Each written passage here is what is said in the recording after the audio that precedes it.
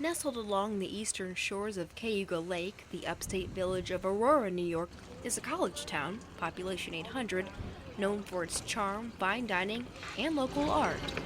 But it's also a resort community on the rebound from a troubled past not so long ago.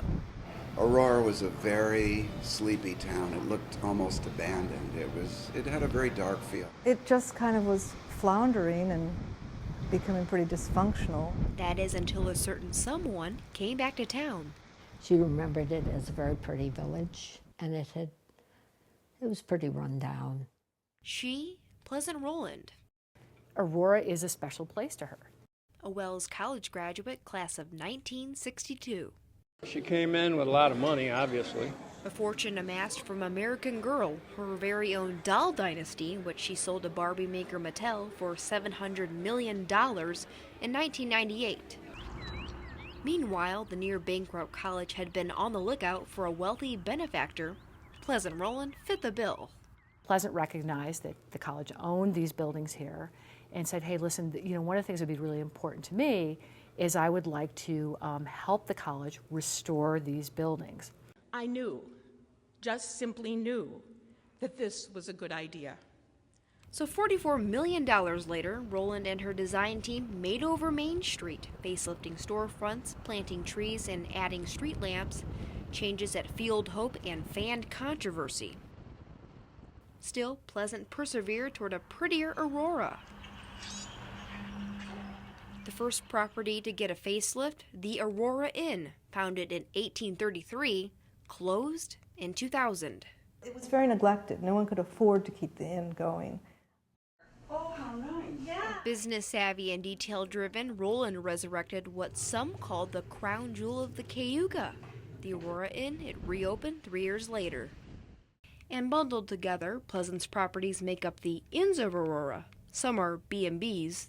Chocolate chip or peanut butter. Others, local shops and eateries. Main Street's now home to nearly a dozen thriving businesses. Some, like the Village Market and Bet the Farm behind me, have been renovated from the inside out. So this is our Cabernet Franc. Bet the Farm sells Finger Lakes wine and gourmet goods from a historic building Roland newly renovated. The property value there has nearly doubled since tenant Nancy Tisch set up shop in 2006. We're not crazy busy yet in April.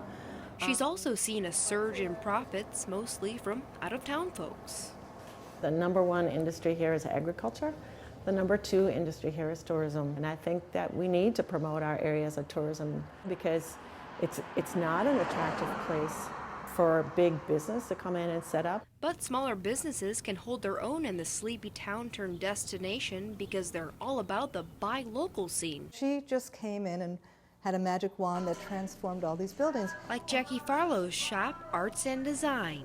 Another Main Street must-see that got more than a fresh coat of paint from Pleasant Roland. And the beauty about her renovation is that she preserved the original character of the building. Reflecting the eclectic finds featured inside Arts and Design. Well, I have several artists. This is from Alexander Millen, and these are from Susan Silverman. And feel free to add freelance photographer to Farlow's resume. She took on Roland's task to snap photos before and after the big changes in town. Well, I photographed the E.B. Morgan house. The Castle on the Lake, yet another property under Roland's name. Which is like a gallery in itself. It's just beautiful. This is a person that believes that details are incredibly important. This is someone that just keeps pushing and pushing and pushing until you get to that point where it is perfect. So Jackie, I read that Pleasant has been likened to the fairy godmother of Aurora. Could you tell me just a little bit about that? Well, it's true. She came with this magic wand and waved it over Aurora and made everything perfect. And it's still true to this day, and she's still working her magic, and we're very grateful because everything's better. Farlow also worked with Roland at Mackenzie Childs, the creme de la creme of whimsical home decor, a bankrupt business Roland scooped up and later sold. Everything she's transformed, like in this magical, wonderful way. Evident on every storefront she's touched. Just head down the block to Dory's Bakery. How are you? And check out its menu. Everything there is prepared to suit Pleasant's taste, from the display case to the checkered patterns that decorate the bake shop. Oh, wow. Just incredible. The attention to detail, the aesthetic. Dory's regular, Brian Earl. It wasn't a long conversation, but it's just He got to meet the doll designer a few summers ago when he played in a jazz trio at the Aurora Inn, and she liked those Ellington standards, her choosing of course, and well, she left the clarinet player with a pleasant impression. I was surprised when I met her to find that she was a very down-to-earth, hard-working, kind of plain-speaking person. Someone with a drive to revive a village, Earl says, including the local watering hole across the street. It was just a plain old country bar. But to others, the Fargo was something else. This place used to be kind of a dump. Because I'd open up the door and go, oh, I'm not eating in there, and I'd walk out. But now I'm happy to go in there and have a good lunch. Thanks to better food and lighting, those key ingredients putting people back on the bar stools. Just ask longtime pals Dick Middleton and Boots. When are you going to bring the sausage in again? It was yesterday, for Christ's sake! Day before. Frequent Fargoers, ever since sandwiches wrapped in cellophane were behind the bar. Without her, this place would have been closed and you wouldn't have been here right now. But Middleton says those upgrades came with a personal price. Pleasant has taken a lot of abuse and unrightly. Most of the lakeside community supported Pleasant Roland's plan, but some villagers were not on board from the start.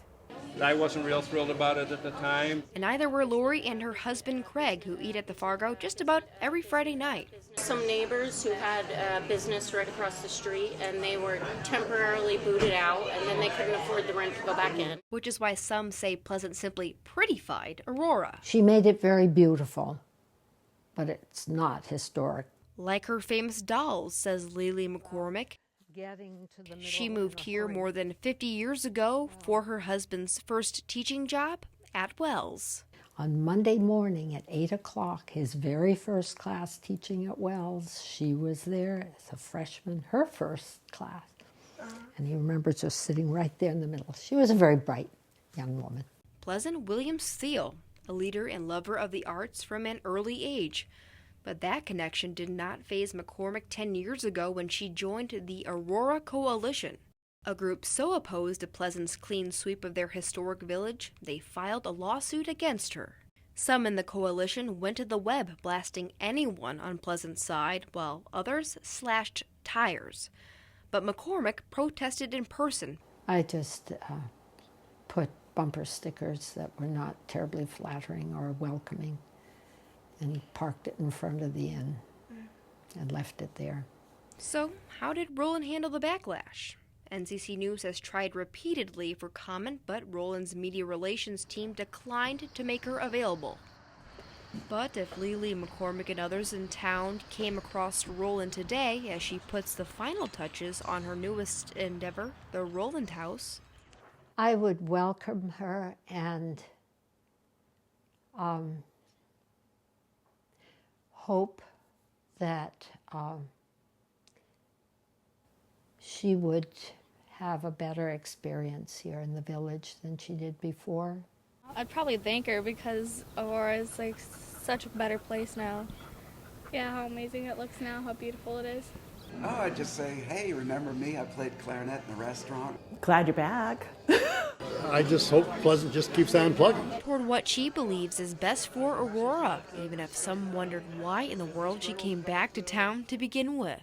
She phrases it in that God's gift is certainly manifested in the natural beauty of Aurora here. And she felt that man's glory was really manifested in the buildings that were built here, and that it's important to preserve our history. A mighty task for most, but the young woman from the Chicago suburbs already had that can-do attitude to save the small town. One of the best parts about Aurora is that it has the academia, it's got the artisans, it's got Mackenzie Childs and local artists, and it's got rural America, all within its borders. I love Aurora. It's to be near the water, to be near the lake, and to have this peaceful place. Plus having a chance to see a sunset that Lily McCormick considers the best part of lakeside living. It's going to be all right. It's going to be all right. reassuring Aurora that some things, like a small town's turnaround, just take a little time. Maria Catanzarite, NCC News.